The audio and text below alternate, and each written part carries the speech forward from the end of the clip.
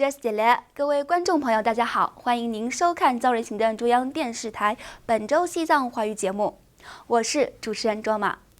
今天的主要新闻有：达赖喇嘛尊者对印度门格鲁尔市首次展开访问；达赖喇嘛尊者致函对印度前财务部长加伊特利的逝世表示哀悼；斯赞洛萨桑格对印度前财务部长加伊特利的逝世表示哀悼。西藏人民议会议长致函对印度前财务部长加伊特利的逝世表示哀悼。藏传佛教第7世林仁波切呼吁国际宗教自由特别顾问关注西藏宗教自由状况。下面请看详细内容。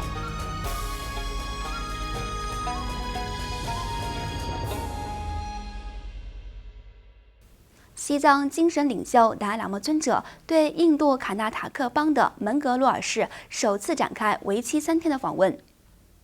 西藏精神领袖达赖喇嘛尊者于8月29号至31号对印度卡纳塔克邦南部海港城市门格鲁尔市展开首次访问。8月30号，达赖喇嘛尊者在当地出席由全印天主教学会举办的一场大型活动，并发表重要讲话。下午还与当地的西藏大学生进行会面。8月31号，达赖喇嘛尊者将经班加罗尔市前往德里。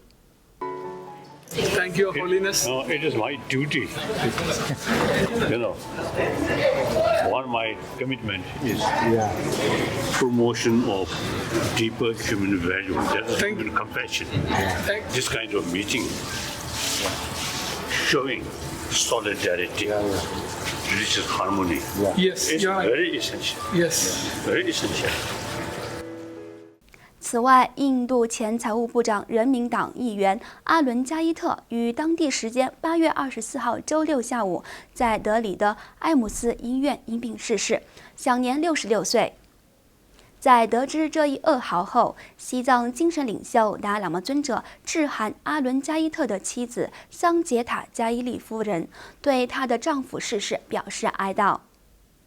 达赖喇嘛尊者在信函中指出，作为一名杰出的律师和公务员，加伊特利先生致力于为印度人民服务，我赞赏他的公共服务意识。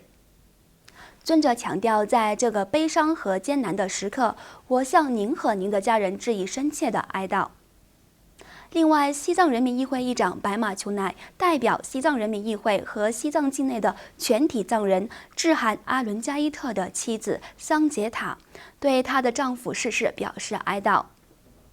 议长白马球乃在信函中表示，阿伦加伊特在担任议员、国防部长和财务部长期间，尽心尽力地为印度人民和政府服务。他是一位优秀的管理员、演说家和杰出的领导者。他的国家的人民将永远铭记他为国家所做的贡献。藏人行政中央司政罗桑桑格也于8月25号对印度前财务部长阿伦加伊特的妻子桑杰塔致函，对她的丈夫逝世表示哀悼。司政罗桑桑格在信函中称，印度前财务部长阿伦加伊特是一位正直、智慧及鼓舞人心的领袖。司政指出，得知您丈夫阿伦加伊特不幸去世，我深感悲痛。我代表藏人行政中央和全体藏人向您和您的家人表示最深切的哀悼。继续来看今天的最后一则新闻。上周五8月23号，在藏人行政中央驻华盛顿办事处代表欧洲次仁的陪同下，藏传佛教第7世克杰林仁波切在美国国务院会见了美国国际宗教自由特别顾问泰晤士克诺斯。林仁波切向特别顾问介绍了当前西藏境内的紧张局势，尤其是遭严重限制的西藏境内的宗教自由状况。林仁波切当天也向特别顾问强调，无神论者的中国政府干涉藏人民众的宗教信仰及藏传佛教的转世制度是非常可笑且无理的。